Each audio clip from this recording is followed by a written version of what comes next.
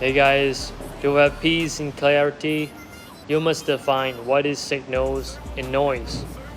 Because nowadays, information everywhere, and a lot of people get overwhelmed because they don't um, have any directions and maybe get lost in this information age.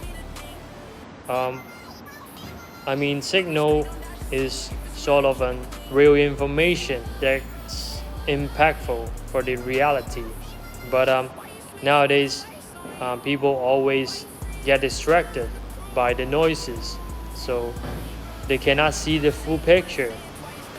They don't know where they are heading to. So, as a reminder, you gotta stay aware and know what is your signal and to have peace